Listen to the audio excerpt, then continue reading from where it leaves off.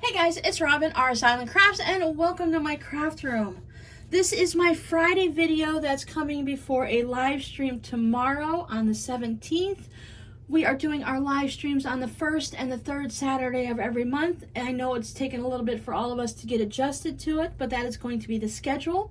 Anytime we have a live stream tutorial and not just a craft together, I will come in on Friday and give you the list of supplies of what we need and let you know what we're making. So on this week's, what we're going to be making is we're going to be making these fun scarves.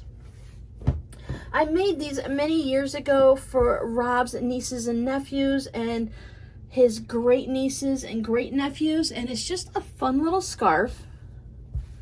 I have a regular novelty print cotton fabric here, and then I used this is that really thin, fleecy, flannel-y type material. When you go to Joann's, you can get all kinds of things. They have it on sale at this time of the year.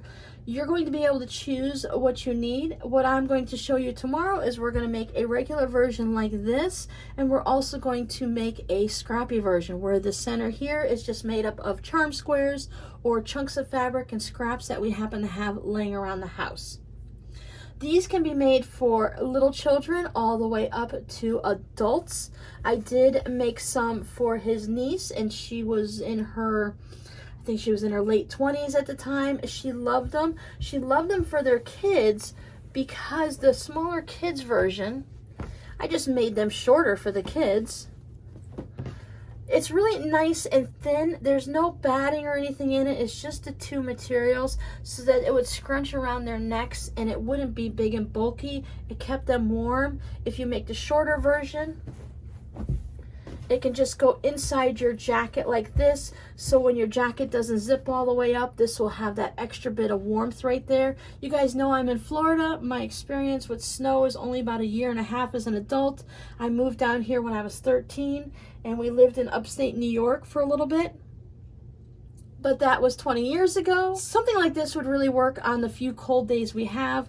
We probably have less than a dozen really cold days. In the mornings when the kids go to school and it's kind of really, it's down into the low 30s and upper 20s with a lot of wind and stuff. Us Florida kids, you know, they have a little bit of a problem. We snuggle them all up in this and give them something extra warm to put around their neck. And then as the day goes on, they can just squish this up into their backpack because, you know, no kid's gonna fold it. Put it into their backpack and then they'll have it for the next day, right? If you're in a very cold climate, this would probably be something nice for the fall or spring. You can use more of the polar fleece or the minky or something like that for a thicker scarf that will help keep you warm in the more winter months.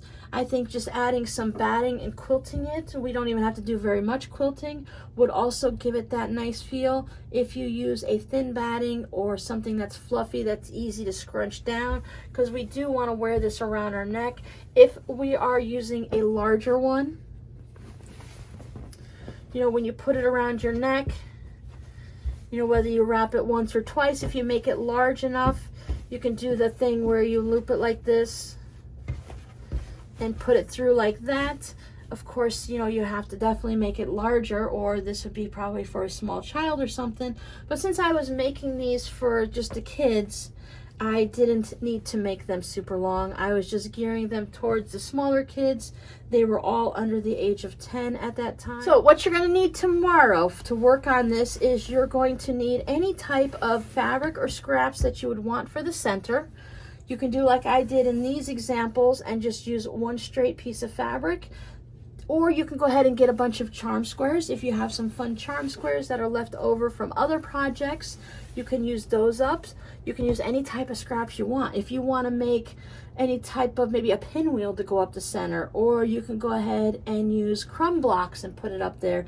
Just remember, with crumb blocks, I'm not sure how they might fold and bend and if they would be able to manipulate around the back of the neck, but you can always use your crumb blocks at the bottom parts here, and then in the back just put a solid piece of fabric. So we'll be able to use up a lot of our scraps.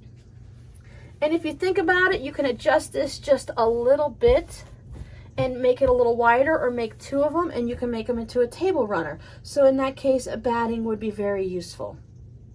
Some thread to match it. We're going to use the rotary cutter and the rulers. If you guys have been doing any type of sewing or quilting along with me, you have most of these supplies already. So I hope you come and join me tomorrow for the live stream. It will be at noontime Eastern Standard as usual. We are going to work on this project until it's finished. I know last week we kind of sped through it because hand stitching a pentagon ball really, you know, that's a long bit of time, and to sit there and watch someone do that for 2 hours is a bit much. But this project, whether it takes us an hour or 2 hours, we're going to work on it until we get to the very end. And we're going to add this to our list of, basically, I think if anything takes less than 2 hours, is it considered a quick gift for the holiday season. I think these scarves are really a fun little thing that you can make.